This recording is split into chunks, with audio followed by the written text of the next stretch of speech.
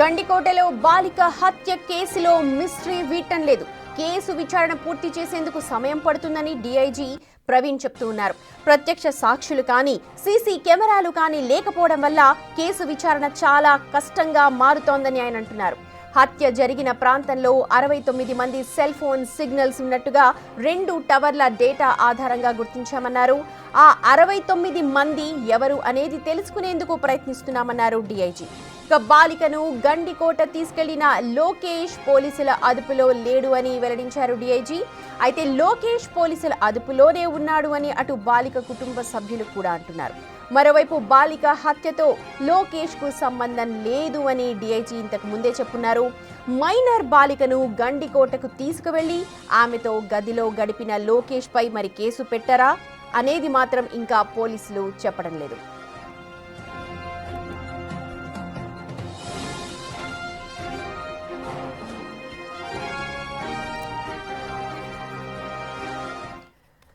Right, గండికోటకు సంబంధించిన updates అందించడానికి మా అసోసియేట్ ఎడిటర్ రోహిత్ లైవ్ లో జాయిన్ అవుతున్నారు. రోహిత్, నిజంగా గండికోట రహస్యంగా మారిపోతోంది బాలిక హత్య. ఇప్పటికి పోలీసులు ఒకసారి ఒక విధంగా చెప్తున్నారు, మరోసారి ఇంకోలా చెప్తున్నారు. అసలు ఎలా చూడాలి దీన్ని? అలాగే మనం ప్రశ్నించినట్టుగా మైనర్ బాలికను గండికోటకు తీసుకెళ్లాడు, మరి లోకేష్ ని ఏ సెక్షన్స్ కింద అరెస్ట్ చేస్తారు?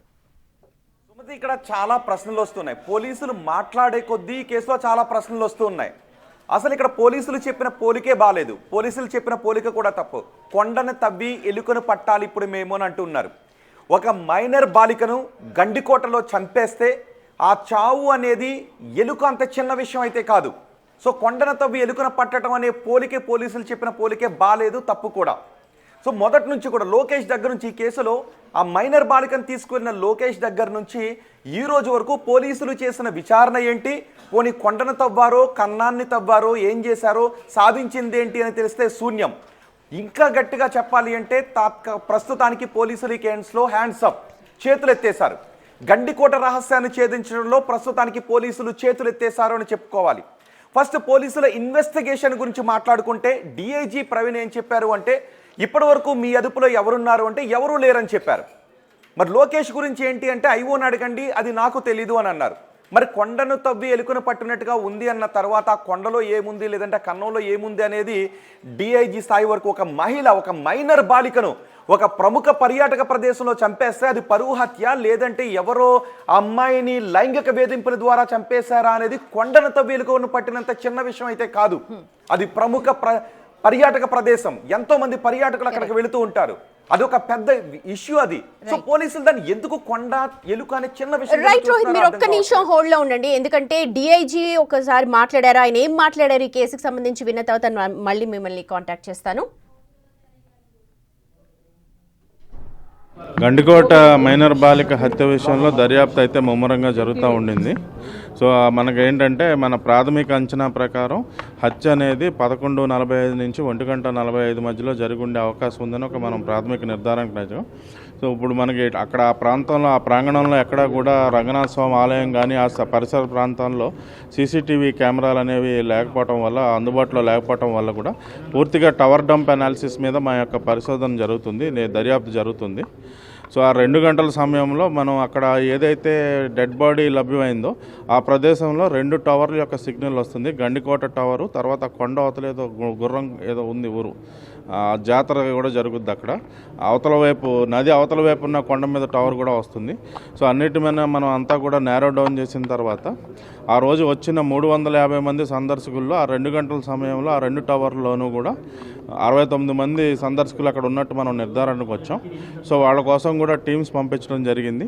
వాళ్ళందరినీ కూడా వాళ్ళు ఏ ఊర్ల నుంచి వచ్చారో అన్ని ఊర్లకి మన టీమ్స్ తిరిగి అక్కడే ప్రాథమికంగా దర్యాప్తు చేస్తూ ఉన్నారు. ఇదేమిటంటే మనకి ఇది ప్యూర్ టెక్నికల్ అనాలిసిస్ కాబట్టి ఒక విధంగా చెప్పాలంటే ఇప్పుడు మనం చేస్తున్నది ఏంటంటే హెర్క్యూలియన్ టాస్క్ అనమాట. కొండను తవ్వి ఎలుకను పట్టే క్రమం దిశగా మన యొక్క ప్రయత్నం జరుగుతుంది. ఖచ్చితంగా ఇది ఛేదిస్తాం. కాకపోతే ఏంటంటే పూర్తిగా ఎటువంటి ప్రత్యక్ష సాక్షులు కానీ ఏమీ లేకపోవటం, తర్వాత పరోక్షంగా సామాజిక మాధ్యమాల్లో అంతా కూడా కుటుంబ సభ్యుల వైపు వేలెత్తి చూపడం వల్ల ఏంటంటే మనం పూర్తిగా టెక్నికల్ మీద ఆధారపడి ఉన్నాం. అన్ని రకాలుగా మనం అన్నీ చూసిన తర్వాత అవసరమైతే కుటుంబ సభ్యుల మీద కూడా మనం విచారిస్తాం. ఎవరు అదుపులో లేరండి. అలాంటి మైన్యూట్ డీటెయిల్స్ ఇన్వెస్టిగేషన్ ఆఫీసర్ని అడగాలండి. సూపర్వైజరీ ఆఫీసర్స్ మైన్యూట్స్ చూడరు. అది మీరు డిఎస్పీని అడగాలి, ఎస్పీని అడగాలండి. సూపర్వైజరీ ఆఫీసర్ని అలాంటి అవన్నీ అంత మైన్యూట్స్లో మాకు ఇందాకే చెప్పామండి, మాకు దివ్యశక్తులు లేవు. మానవ శక్తితోనే దీన్ని ఛేదించగలుగుతాం. రైట్ రోహిత్, అది దివ్యశక్తులు లేవు అని అన్నారు. అంటే కనీసం అనాలిసిస్ ఇప్పుడు ఒక ఘటన జరిగినప్పుడు, అండ్ అలాగే ఇక్కడ చాలా వస్తున్నాయి టెక్నికల్ అనాలిసిస్ మీద మేము వెళ్తున్నాం అంటున్నారు, అలాగే సీసీ కెమెరాస్ లేవంటున్నారు. అడుగు అడుగునా కూడా ఎక్కడ దాన్ని సీరియస్గా తీసుకోలేదనుకోవాలా? ప్రసార మాధ్యమాలు కుటుంబ సభ్యుల మీద ఫోకస్ చేశాయి కాబట్టి ముందుగా అట్టెళ్ళామంటున్నారు. ఎలా చూడాలి? డిఐజీ చెప్పిన మాటల్లో ఆ స్థాయి పోలీస్ అధికారి ఎలా చెప్పారు అనుకోవాల్సిన అవసరం కనిపిస్తుంది. ఒకటి, మాకు దివ్యశక్తులు లేవు అనే మాట ఆ స్థాయి పోలీస్ అధికారి అనొద్దు. రెండు, అవసరమైతే కుటుంబ సభ్యులను విచారిస్తాము అని అన్నారు. మరి ఇంతవరకు కుటుంబ సభ్యులను విచారించలేదా? అవసరమైతే కుటుంబ సభ్యులను విచారిస్తామన్నారు, కానీ ఇప్పటికే పరువు హత్య అని అంటున్నారు. మరి పరువు హత్య అవునా కాదా అని మీరు రూల్ అవుట్ ఎలా చేశారు? అంటే కుటుంబ సభ్యులను విచారించారా లేదా? అవసరమైతే కుటుంబ సభ్యులను విచారిస్తామని డిఐజీ ఎందుకు అన్నారు అన్న దాని గురించి కూడా కొంత రావాలి. అందుకే ఫస్ట్ నుంచి డిఐజీ ఏమన్నారు అంటే, ఆ రోజు 16వ తారీఖున అక్కడికి వచ్చిన తర్వాత ఈరోజు మధ్యాహ్నం 12 గంటలకే మాకు ఒక ఎవిడెన్స్లు దొరికేసాయి, స్పష్టమైన అవగాహనకు వచ్చేసాం. సాయంత్రానికి ఎస్పీ డిఎస్పీ జమ్మలమడుగులో ప్రెస్ మీట్ పెట్టబోతున్నారు, వివరాలు చెప్పేస్తున్నామని డిఐజీ ఆ రోజు అన్నారు. ఈ రోజు ఏమన్నారు అంటే, మా అదుపులో ఎవరూ లేరు, మాకు దివ్యశక్తి లేవు, కొండంతా వెలుకన పట్టాలి, అవసరమైతే తర్వాత మేము కుటుంబ సభ్యులు విచారిస్తామన్నారు. అంటే అసలు ఇన్వెస్టిగేషన్ ల్యాబ్స్ అంతా మనకు కనబడుతుంది. ఒక క్రైమ్ ఇన్వెస్టిగేషన్ లో పోలీసులు చెప్పాల్సినటువంటి విషయాలు ఏంటి, ఏ లైన్ లో చెప్పాలని చెప్పట్లేదు. ఇక్కడ టవర్ డంప్ అన్నారు. టవర్ డంప్ అంటే నిజానికి 2 టవర్లు ఉన్నాయని అన్నారు. 2 టవర్లోనూ ఎంతమంది సెల్ ఫోన్స్ అక్కడ కాంటాక్ట్ అయ్యాయో చూస్తారు. ఇక్కడ పెద్దగా కూడా లేవు. నిజానికి వేల సంఖ్యలో టవర్లకి కాంటాక్ట్ అయినప్పుడు ఆ డేటా అంతా విచారిస్తారు. ఇక్కడ 2 టవర్లో 350 మంది పర్యాటకులు, 69 మంది మాత్రమే కరెక్ట్. మరి 16 రోజులు పట్టింది, 69 మంది కాంటాక్ట్స్ ఎక్కడ ఉన్నాయో చూడలేకపోయారా? నిజానికి మామూలు కామన్ పర్సన్ కూడా ఏమొస్తుంది అంటే, వాళ్ళకి కాల్ చేస్తే అందులో యాక్టివ్గా ఉన్న నెంబర్స్ ఏంటి, వాళ్ళు ఎక్కడెక్కడ తిరుగుతున్నారు, ఆ రోజు 2 టవర్స్ కి కనెక్ట్ అయిన వాటిలో కంటిన్యూస్ గా స్విచ్ ఆఫ్ వస్తున్న నెంబర్స్ ఏమైనా ఉన్నాయా, అందులో వాళ్ళకి నేర చరిత్ర ఏమైనా ఉందా, ఇలాంటివి పోలీస్ అధికారులు ఒక మహిళ చనిపోయిన కేసులో కుటుంబ సభ్యులు. రోహిత్, ఇంకొక విషయం, ఒక ఘటన జరిగింది, ఘటన జరిగినప్పుడు ప్రసార మాధ్యమాలు ఏమన్నా చెప్పొచ్చు, అంటే అక్కడ జరిగిన ఇన్సిడెంట్ ని మనం ఫస్ట్ రిపోర్ట్ చేస్తాం. అయితే మనం చెప్పిన బేసిస్ మీద వాళ్ళు ఇన్వెస్టిగేషన్ చేస్తున్నారా? వాళ్ళకంటూ ఇన్వెస్టిగేషన్ ఉందా? ఎందుకంటే ఒక ఇన్సిడెంట్ జరిగాక అక్కడ అన్నిటిని కూడా అనుమానాస్పదంగానే చూస్తాం. సో ఇప్పుడు ఆ యాంగిల్ అసలు మొత్తాన్ని విస్మరించారా, మర్చిపోయారా? అక్కడ ఉన్న ఎంతమంది వచ్చారు వాళ్ళని కూడా పట్టుకోవాలి, లేకపోతే వాళ్ళని కూడా ఇన్వెస్టిగేట్ చేయాలని పోలీసులకి మనం చెప్పాలా? చాలా సందర్భాల్లో పోలీసులు ఈ మాట చెప్తూ ఉంటుంటారు, మేము ఇన్ఫ్లుయెన్స్ అయ్యామనే మాట విచారణ అధికారులు చెప్పకూడదు. కానీ చాలా సందర్భాల్లో మీడియా వెళ్ళబుచ్చేటటువంటి డౌట్స్, మీడియా చేసేటటువంటి కథనాల వల్ల పోలీసులకు కొత్త ఆలోచనలు వచ్చి కొత్త ఎవిడెన్స్లు దొరికి కేసులను ఛేదించిన సందర్భాలు కూడా ఉన్నాయి. అంటే పోలీసులు ఏం చేయాలి అంటే, అన్ని డాట్స్ని టచ్ చేసుకుంటూ వెళ్ళాలి. మేము మీడియా ఏదో కథనాలు వేసింది, మేము ఈ డాట్కే పరిమితం అయిపోయాము అని ఇన్వెస్టిగేషన్ ఆఫీసర్ అంటాం తప్పు. మేము అన్ని డాట్స్ని కనెక్ట్ చేసుకుంటూ వెళ్ళాం. మీడియా కథనాల వల్ల మాకు కొన్ని కొత్త డాట్స్ వచ్చాయి, కొత్త డౌట్స్ వచ్చాయి, మేము వాటిని కూడా కనెక్ట్ చేసుకుంటున్నాము అని ఇన్వెస్టిగేషన్ ఆఫీసర్ చెప్పాల్సిన అవసరం ఉంటుంది. సో ఇక్కడ ఈ విచారణలో తొలి నుంచి, అంటే ఆ అమ్మాయికి పోస్ట్ మార్టం చేసే ప్లేస్ దగ్గర నుంచి అక్కడే పోస్ట్ మార్టం చేశారు, ఆన్ స్పాట్లో అక్కడే పోస్ట్ మార్టం చేశారు. ఒంటిపై గాయాలు లేవన్నారు, కానీ ఇప్పటికీ మనం బిగ్ టీవీలో ప్రసారం చేసాం, మెడపైన గాయాలు ఉన్నాయి, ఆ అమ్మాయి టాప్లెస్ గా పడింది, పాదాలు కమిలిపోయి ఉన్నాయి, ఆ వేళ్ళు చివరిన బ్లడ్ వచ్చింది, ముక్కులోంచి రక్తం వచ్చింది, ఇన్ని దెబ్బలు తగిలాయి, లివర్ కూడా పగిలిపోయిందని అన్నారు. సో ఇప్పుడు పోలీసులు మాట్లాడింది ఏంటి అంటే, కొండంత వెలుకను పట్టాలి అన్నారు తప్ప ఆ అమ్మాయికి ఎక్కడెక్కడ గాయాలయ్యాయి, ఆ అమ్మాయి ఏ విధంగా చనిపోయింది, 11:49 నుంచి 1:49 మధ్య 2 గంటల సమయంలో, ఆ 2 గంటల సమయంలోనే ఆ అమ్మాయి చనిపోయింది అని చెప్తున్నారు. మరి అమ్మాయి ఏ గాయాల వల్ల చనిపోయింది, ఆ అమ్మాయి ఒంటిపైన ఎవరెవరి వేలు ముద్రలు ఉన్నాయని ఫోరెన్సిక్ రిపోర్ట్, ఫోరెన్సిక్ పర్సన్స్ తీసుకుని వచ్చి ఆ విధంగా చేసేటువంటి ప్రయత్నాలు ఏమైనా చేస్తారు. అక్కడ ఫుట్ ప్రింట్స్ ఎవరై ఉన్నాయి, ఫింగర్ ప్రింట్స్ ఎవరై ఉన్నాయి, ఈ విషయాలు ఏమన్నా చూసారంటే వాటి గురించి పోలీసులు ఎటువంటి వివరాలు చెప్పలేదు. కేవలం మాకు దివ్యశక్తులు లేవు, ఇది కొండంత వెలుకన పట్టాలి, టవర్ డంప్ను సేకరిస్తున్నాం, ప్రస్తుతానికి టైం పడుతుంది, తర్వాత కుటుంబ సభ్యులు విచారిస్తామని చెప్తూ ఉంటే కొత్త డౌట్స్ వస్తున్నాయి. అంతేకాదు లోకేష్ ఎక్కడ అని అడిగిన ప్రశ్నకు ఐఓనో డిఎస్పీనో ఎస్పీనో అడగాలి, నన్ను అడుగుతారేంటి అన్నారు. మరి లోకేష్ ఎక్కడ? ఆ అమ్మాయిని తీసుకువెళ్ళిన లోకేష్ పై పోక్సో కేసు పెట్టాలి, ఈ సమయానికి లోకేష్ రిమాండ్ లో ఉండాలి. మరి ఇప్పుడు లోకేష్ రిమాండ్ లో ఉన్నాడా, పోలీసుల అదుపులో ఉన్నాడా, బయట ఉన్నాడా? ఇప్పటికీ పోలీసుల అదుపులో ఉంటే ఇల్లీగల్ డిటెన్షన్ అవుతుంది, ఒకవేళ బయట ఉంటే పోలీసులు పట్టించుకుంటాను అవుతుంది. రిమాండ్ లో ఉన్నాడా అంటే రిమాండ్ లో లేడు. మరి పోలీసుల విచారణ ఎలా కొనసాగుతుంది అంటే మొత్తం పోలీసుల విచారణ అంతా కూడా ఇక్కడ ల్యాబ్స్ మనకి కనిపిస్తుంది. మరి ఇప్పుడు కొండనేత అవుతారో లేదంటే ఎలుకున్న కన్నానేత అవుతారో పోలీసులు. అయితే రోహిత్, ఇంకొక విషయం, ఇలాంటి పర్యాటక ప్రదేశాలు చిన్నది కావచ్చు పెద్దది కావచ్చు, ఎక్కడైతే ఇవాళ రేపు ఎక్కడ ఏ క్రైమ్ జరుగుతుందో తెలియని సందర్భంలో సీసీ కెమెరాలు ఏర్పాటు చేయలేదు, అది కూడా ఇక్కడ డ్రాబ్యాక్. కరెక్ట్ సుమతి. నిజానికి ఏదైనా ఒక షాప్ ఎస్టాబ్లిష్మెంట్ జరుగుతూ ఉంటే మీ షాప్కి సీసీ కెమెరాలు ఉన్నాయా, సీసీ కెమెరాలు లేదు అంటే మీ పైన కేసులు పెడతామని పోలీసులు చాలా చోట్ల అడుగుతుంటుంటారు. మరి అలాంటి ప్రముఖ పర్యాటక ప్రదేశంలో, అంతమంది పర్యాటకులు వచ్చే ప్రదేశంలో సీసీ కెమెరాల విషయం పైన పోలీసులు ఎందుకు దృష్టి పెట్టలేదు అంటే ఇక్కడ ఇంకో రెండు డౌట్స్. సీసీ కెమెరాలు ఎందుకు లేవు అనేది ఒక డౌట్ అయితే, సీసీ కెమెరాలు లేకపోతే పోలీసుల కేసుల్లో చేతులు ఎత్తేస్తారా? కేసులు నెలలు సాగుతాయా? ఇప్పటికీ ఆయేషా మీరా కేసులో ఎవరు హంతకుడు అనేది ఇప్పటికీ తెలియట్లేదు. సత్యంబాబును ఉన్నత న్యాయస్థానాలు రిలీజ్ చేయడంతో సత్యంబాబు బయటకు వచ్చాడు, మళ్ళీ సిబిఐ రీఇన్వెస్టిగేషన్ చేసింది. ఇది కూడా మరో ఆయేషా మీరా కేసులాగా ఉండిపోతుందా, ఎప్పటికీ తేలని కేసులాగా? సుమతి, ఇక్కడ మనకి 3 విషయాల్లో, ఒకటి లోకేష్ ని ఎందుకు ఇన్వెస్టిగేషన్ చేయలేదు, కుటుంబ సభ్యులను ఎందుకు ఇన్వెస్టిగేషన్ చేశారు కానీ కుటుంబ సభ్యులను అవసరం అయితే మళ్ళీ అనలేదు, కుటుంబ సభ్యులను కూడా విచారిస్తామని ఎందుకు అన్నారు. 2, కుటుంబ సభ్యులు కాదు లోకేష్ కాకపోతే ఇంకెవరు అవుతారు అన్న దానిపైన 2 అనుమానాలు చేయొచ్చు. అక్కడికి వచ్చిన పర్యాటకులు, వాళ్ళ సెల్ ఫోన్ యూజ్ చేసిన పర్యాటకులు కావచ్చు, లేదు సెల్ ఫోన్ యూజ్ చేయని ఎవరో ఒక గ్యాంగ్ అక్కడికి వచ్చే అవకాశం ఉంటుంది. ఇది ఎందుకు అన్నాను అంటే ఇప్పటికీ చాలా చోట్ల నిర్మానుష్య పార్కుల్లో లవర్స్ వస్తారు, వాళ్ళపైన దాడులు చేయొచ్చు అని ఎటువంటి సెల్ ఫోన్లను వాడిని కొంతమంది దుండగులు వాళ్ళపై లైంగిక దాడులు చేసి ఎవరికైనా చెప్తే మిమ్మల్ని చంపేస్తామని బెదిరించి పంపించేసిన ఘటనలు చాలా ఉన్నాయి. అవి వెలుగులో కూడా రాలేదు. ఎందుకంటే ఒక గ్యాంగ్ సెల్ ఫోన్లు వాడకుండా ఇలాగే తిరుగుతూ ఉంటుంది. వాళ్ళు మరో చోట ఎప్పుడో నేరం చేస్తే నువ్వు గతంలో చేసిన నేరాలు ఏంటి అంటే నేను గండికోటలో చేశాను, గండిపేటలో చేశాను, ఇంకెక్కడో చేశాను అని చెప్తే వాటిని కనెక్ట్ చేసుకుంటూ వస్తారు. అప్పుడెప్పుడో గండికోటలో జరిగిన హత్యకు ఇదిగో ఈ నిందితుడు కారణం, ఇప్పటి వరకు 100 మానభంగాలు చేశాడంట, ఇన్ని చేశాడంట అని 2-3 ఏళ్ల తర్వాత నిందితుడు చెప్తే తప్ప మళ్ళీ తెలియని పరిస్థితి. అంటే దీనికి అంతటికే కారణం ఏంటంటే సీసీ కెమెరాలు లేవు. సో అక్కడ సీసీ కెమెరాలు లేవు, నిర్మానుష్యంగా ఉంటుంది, ఎవడు ఏం చేసినా పట్టించుకోవడం అని ఎప్పటి నుంచో ఒక గ్యాంగ్ ఏమన్నా అక్కడ తిరుగుతుందా మరి అనే ఒక డౌట్ కూడా వస్తుంది. సో అక్కడ సీసీ కెమెరాలు లేకపోవడం అనేది నిర్వాహకుల పెద్ద ల్యాబ్స్గా మనం చెప్పుకోవాలి. అయితే రోహిత్, ఇప్పుడు ఈ పూర్తి వ్యవహారంలో మీరు అన్నట్టుగా ముందు నుంచి కూడా అడుగడుగునా ఇప్పుడు ప్రసార మాధ్యమాల మీద మొత్తం నెట్టేసే ప్రయత్నం చేస్తున్నారు, వాళ్ళు అలా కుటుంబ సభ్యుల మీద ఫోకస్ చేశారు కాబట్టి మేము అలా ఫోకస్ చేసామని అంటున్నారు. ఇక్కడ ఇన్వెస్టిగేషన్ ప్రాసెస్ అంటూ ఒకటి ఉంటుంది, దాన్ని ఎందుకు విస్మరిస్తున్నారు? అంటే సెల్ ఫోన్స్ లేకపోతే ఒకవేళ సీసీ కెమెరాలు లేకపోతే ఇన్వెస్టిగేషన్ ముందుకు సాగదా? అదే డౌట్ ఈ పోలీసుల్ని ప్రవీణ్ కూడా అదే డౌట్ అడిగినప్పుడు, డిఐజీని అదే డౌట్ అడిగినప్పుడు ఆయన కొంత అసహనం, ఇవి ఐఓ చెప్పాల్సిన క్వశ్చన్స్ నన్ను అడుగుతారేంటి అని కొన్ని క్వశ్చన్స్కి ఆయన స్కిప్ చేసుకుంటూ వెళ్ళారు, దాటవేత ధోరణిలో వెళ్ళారు. ఆయన ఒక ప్రెస్ మీట్ పెట్టారు అంటే అక్కడ ఉన్నటువంటి పాత్రికేయులు అడిగే ప్రతి క్వశ్చన్కి సమాధానం ఉండాలి, ఆ డేటాను ఆయన తీసుకోవాలా. పాత్రికేయుల దగ్గర అనేక డౌట్స్ ఉంటాయి, సమాజంలో ఉన్న డౌట్స్ అన్ని ప్రెస్ దగ్గర ఉంటుంది. ఆ డౌట్స్ అడిగితే మీరు చెప్పగలిగేటటువంటి ఆన్సర్స్ అని మీరు పక్కన డిఎస్పీని ఇటు పక్కన ఎస్పీని పెట్టుకొని మీరు ఆ క్వశ్చన్స్కి ఆన్సర్ చేయాలి. మీరు అక్కడికి వెళ్ళి అడగండి అంటే నా దగ్గర ఆన్సర్స్ లేవు అనే చేతులు ఎత్తేసినట్టుగానే మనం మాట్లాడుకోవాలి. రైట్. ఇప్పుడు ఇన్వెస్టిగేషన్ ప్రాసెస్ మీద చాలా డౌట్లు వస్తున్నాయి. ఎందుకనంటే సైంటిఫిక్గా ఇప్పుడు చాలా టెక్నాలజీ డెవలప్ అయింది, టెక్నాలజీ హెల్ప్ తోటి ఇన్వెస్టిగేషన్ జరుగుతుందా, లేకపోతే టెక్నాలజీని ఒక పద్ధతిలో తీసుకొని ఇన్వెస్టిగేషన్ చేస్తారా? ఇక్కడ పోలీస్ వ్యవస్థను ప్రశ్నించడం కాదు, పోలీస్ వ్యవస్థని మనం ఏమి క్వశ్చన్ చేయట్లేదు, కానీ ఇలాంటి కేసులు పెరిగిపోతూ ఉన్నాయి, చాలా కేసెస్ మిస్టరీగా ఉన్నాయి మీరు అన్నట్టుగా. వాటన్నిటికీ ఆన్సర్ దొరుకుతుందా? మరి బాధితులకు న్యాయం జరుగుతుందా?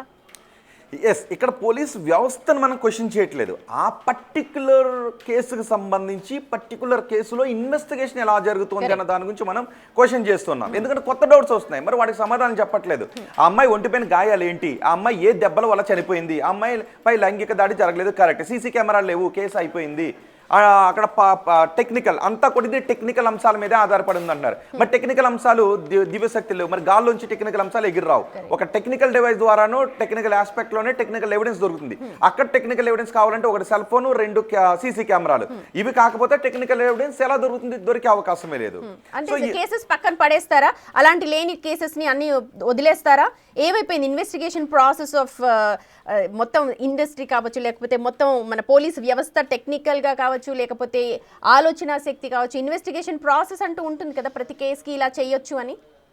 ఈ కేసులో అదే వ్యక్తమవుతుంది. మేము టెక్నికల్ ఆస్పెక్ట్లో వెళ్తున్నాము అని చెప్పారు. టెక్నికల్ ఆస్పెక్ట్లో క్రైమ్ ఇన్వెస్టిగేషన్ పాత్రను ఎక్కడైనా విస్మరించారా అంటే ఈ క్వశ్చన్స్ వస్తాయి. Very first question, where is Lokesh? Where is Lokesh అంటే మరి వదిలేస్తారా, రిమాండ్లో ఉన్నాడా? ఎందుకంటే ఆ అమ్మాయి చనిపోవటానికి వెరీ ఫస్ట్ రీజన్ ఏంటి అంటే ఒక మైనర్ బాలికను లోకేష్ ఆ ప్రదేశానికి తీసుకుని రావటం. సో లోకేష్ పోక్సో కింద కేసులు పెట్టబడి జైల్లోకి తొయ్యబడటానికి లోకేష్ అర్హుడు. మరి ఆ లోకేష్ ఎక్కడున్నాడు అన్న ఒక్క పాయింట్ తీస్తే విచారణ సవ్యమైన రూట్లో వెళ్ళడం లేదు, మీరెక్కడో ఇన్ఫ్లుయెన్స్ అవుతున్నారా, లేదు అంటే విచారణను సవ్యమైన రూట్లో మీరు తీసుకువెళ్ళట్లేదని డౌట్స్ వస్తూ ఉంటుంటాయి. కేవలం హత్యతో పాటు వీటిని కూడా మనం చూడాలి. ఇక్కడ టవర్ డంప్ అని అన్నారు. టవర్ డంప్ కూడా వేల వేల ఫోన్లు అక్కడ కనెక్ట్ అయ్యలేదు, కేవలం 300 ఫోన్లు గట్టిగా. సో అక్కడికి వచ్చిన కార్లు ఎన్ని, ఆ 350 ఫోన్లు ఏంటి, ఆ ఏరియాలో with in the check post లో ఎవరైనా ఉంటున్నారా, వేరే నివాస గృహాలు నివసిస్తూ ఉన్నారా, స్థానికులు ఎవరైనా ఉన్నారా, ఈ డేటాను అంతటిని కూడా మనం తీసుకోవాలి. అండ్ ఇప్పటికీ కూడా గండికోటకు రావడానికి ఒక్కటే రూట్ ఉందా, ఎన్ని రూట్లు ఉన్నాయి అంటే వేరే రూట్లో రావడానికి ఆకతాయిలు ఏం చేస్తారంటే డైరెక్ట్ రూట్లో రాకుండా వేరే రూట్లో వస్తారు. ఎన్ని రూట్లు గండికోటకు ఉన్నాయి, ఆ రూట్లో రోజు ఎవరైనా వస్తున్నారా, ఒకవేళ నది దాటొస్తూ ఉంటే పడవల్లో ఎవరైనా దాటిస్తూ ఉన్నారా, మరి ఆ పడవ వాళ్ళని ఏమన్నా ఎంక్వైరీ చేశారా, ఇట్లా చాలా డౌట్స్ వస్తుంటాయి. ఈ డౌట్స్ అన్నిటికీ క్లియర్ గా చెప్పకుండా కొండను తవ్వి ఎలుకను పట్టాలి. ఇప్పుడు మేము టెక్నికల్ ఎవిడెన్స్ దొరకట్లేదు, టెక్నికల్ పట్టుకుంటామని చెప్తున్నారు. పోలీసులు అప్రిషియేట్ చేయాలి, ఎందుకంటే ఎన్నో కేసుల్లో పోలీసులు ఛేదించారు, ఎన్నో క్లిష్టమైన కేసుల్ని. కానీ అలాంటి కేసుల్లో కూడా ఏదో ఒక ఎవిడెన్స్ దొరుకుతుంది. ఎవిడెన్స్ లేని కేసుల్లో కూడా పోలీసులు టెక్నికల్ పాత్ర వెళ్తారు. నిజానికి ఇక్కడ కుటుంబ సభ్యుల పాత్ర గురించి మాట్లాడుకుంటే ఇప్పటి వరకు తేలిపోయిన కుటుంబ సభ్యుల ప్రమేయం ఉండి జరిగిన హత్యలు అన్నిటిలోనూ పోలీసులు క్షణాల్లో తేల్చేశారు. విత్ ఇన్ 24 hours లో ఆ కేసులు తేల్చేశారు. మొన్న 10వ తరగతి అమ్మాయి ప్రియుని తీసుకొచ్చి తల్లిని చంపించేస్తా కూడా అక్కడ ఎవిడెన్స్ లేదు. సీసీ కెమెరా ఎవిడెన్స్ ఉంది, ఇంకొకటి ఉంది, మిగతా ఎవిడెన్స్ ఏం లేదు. వాళ్ళ స్టైల్లో విచారిస్తే దొరికేశారు. అలాగే చిన్న పాపను తీసుకెళ్లి పక్కింటి బాత్రూమ్ లో చంపేసి పడేస్తే పిన్నిని అరెస్ట్ చేశారు. అలాగే భర్తను తీసుకెళ్లి ఎక్కడో చంపేసి గద్వాల్లో కర్నూలులో పడేస్తే భార్యని అరెస్ట్ చేశారు. సో ఇన్ని ఆస్పెక్ట్స్ ఉన్నాయి. అంటే అన్నిటిలోనూ కుటుంబ సభ్యుల ప్రమేయం ఉన్న ప్రతి కేసులోనూ నిందితులు దొరికేస్తున్నారు. సో ఇక్కడ దొరకలేదు అంటే కుటుంబ సభ్యుల ప్రమేయం లేదు అనుకోవడానికి ఒక రీజన్. ఏమి ఆస్పెక్ట్స్ లో అంటే ఏ యాంగిల్లో ఇప్పుడు ముందుకు తీసుకెళ్లారు? మీరు అన్నట్టుగా ఏవైనా ముఠాలు అక్కడ ఇలాగా లవర్స్ ని టార్గెట్ చేస్తూ తిరుగుతున్నాయి అనుకోవాలా, లేకపోతే అక్కడికి వచ్చిన వాళ్ళు ఎవరైనా ఏ యాంగిల్లో ఇప్పుడు ముందుకు వెళితే దీనికి సంబంధించి ఏమన్నా దొరికే అవకాశం ఉందంటారు? ఖచ్చితంగా ఆ 350 ఫోన్లను టీమ్స్ని పంపించాము అని అన్నారు. సో టీమ్స్ని పంపిస్తే 350 ఫోన్లో కనీసం ఎంతమందిని ట్రేస్ చేశారు, ఏదైనా ఫోన్లు ఇప్పటికే మీరు మామూలుగా కొంచెం వాళ్ళకి కాల్ చేస్తే ఆ రోజు నుంచి ఈ రోజు వరకు స్విచ్ ఆఫ్లో కనుక ఏదైనా ఒక ఫోన్ ఉంటే వాళ్ళని సస్పెక్ట్ చేయొచ్చు. మరి అలాగే ఏమన్నా చేశారా? 2, ఆ అమ్మాయిని ఎక్కడ చంపేశారు, ఏదైనా కార్లో చంపేశారా, అక్కడే చంపేశారా, చంపేసిన చోట ఏదో ఒక పెనుగులాట జరుగుతుంది అంటే అక్కడికి ఎన్ని మీటర్ల దూరంలో బహుశా అమ్మాయిని చంపుకుంటూ ఉంటారు. ఆ అమ్మాయి ఒక చెవి కమ్మి కూడా కనిపించట్లేదు. ఒకవేళ ఆ అమ్మాయిని ఏదైనా ఒక కార్లోకి కిడ్నాప్ లాగా కార్లోకి తీసుకుంటే ఆ చెవి కమ్మి కార్లో పడిపోయి ఉండాలి. అలా కాదు బయట ఎక్కడైనా ఆ గదుల కింద ఉన్నాయి కదా, రంగస్వామి టెంపుల్ దగ్గర గదుల కింద, అక్కడెక్కడైనా అయితే చెవి కమ్మి ఏది, మరి చెవి కమ్మి మిస్ అయిందంటే దాన్ని కూడా ఇంతవరకు రికవరీ చేయలేదు. అయితే అది బయట చంపుండుంటే ఆ ఏరియాలో ఎక్కడో ఒక చోట చెవి కమ్మి ఉండాలి, లేదు అంటే చంపిన వాడు కార్లోనైనా ఉండాలి, వాళ్ళు ఎవరైనా కార్లో చంపుండుంటాయి. సో ఇక్కడ టెక్నికల్ మా విచారణ ఎలా కొనసాగింది అనేది చెప్పట్లేదు. పైగా ఏమన్నారు అంటే మేము విచారణకు సంబంధించిన విషయాలు బయట పెట్టం కదా అని అన్నారు. సో ఇంతవరకు అనుమానితులు లేరు, సస్పెక్ట్స్ లేరు, మళ్ళీ ఇప్పుడు కొత్త డౌట్స్ వస్తున్నాయి. లోకేష్ ఎక్కడా అంటే రోహిత్ ఇంకొక క్వశ్చన్, ఫైనల్ క్వశ్చన్, లోకేష్ ని ఇప్పటి వరకు అసలు మీడియా ముందుకి ప్రవేశపెట్టారా? ఎస్, ఇంతవరకు లోకేష్ ముఖం ఎలా ఉంటుందో ఎవరికీ తెలియదు. పోలీసులు ఇదిగో లోకేష్ని రిమాండ్కి పంపించామని ఇంతవరకు చెప్పలేదు. పోలీసులు చెప్పింది ఏంటంటే లోకేష్ గురించి ఆ రోజు 14వ తారీఖున ఆ అమ్మాయిని తీసుకుని వచ్చాడు, 2 గంటల పాటు రిసార్ట్లో ఉన్నాడు. ఆ తర్వాత 10:40 ఈ కోట గుమ్మం దగ్గర వదిలేసి లోకేష్ వెళ్ళిపోయాడు. హత్యకి లోకేష్కు సంబంధం లేదు అని చెప్పారు తప్ప మైనర్ అమ్మాయిని తీసుకుని రావడం, 2 గంటల పాటు లాడ్జ్లో ఉంచడం, ఇవన్నీ కూడా మైనర్ బాలికపై లైంగిక వేధింపుల కిందకే వస్తాయి. కాబట్టి ఈ కేసులో లోకేష్ రిమాండ్లో ఉన్నాడు అనే విషయాన్ని పోలీసులు చెప్పకపోవడం అనేది వెరీ ఫస్ట్ పోలీసులకు సంబంధించి ఇన్వెస్టిగేషన్ ల్యాబ్స్ గా చెప్పుకోవాలి. Right, thank you so much Rohit. మొత్తానికి ఇక్కడ పోలీస్ వ్యవస్థని క్వశ్చన్ చేయడం లేదు, కాకపోతే ఈ కేసు వ్యవహారంలో ఇన్వెస్టిగేషన్ ఎలా జరుగుతుంది, ఎలా జరగాలి అన్న దానిపైనే బాధితులకు నిజంగా న్యాయం జరుగుతుందా, మరి అమ్మాయి ఎవరైతే చనిపోయిందో వాళ్ళ కుటుంబ సభ్యులు కూడా కోరుతూ ఉన్నారు, దాని మీదనే ఫోకస్ చేస్తోంది మీడియా.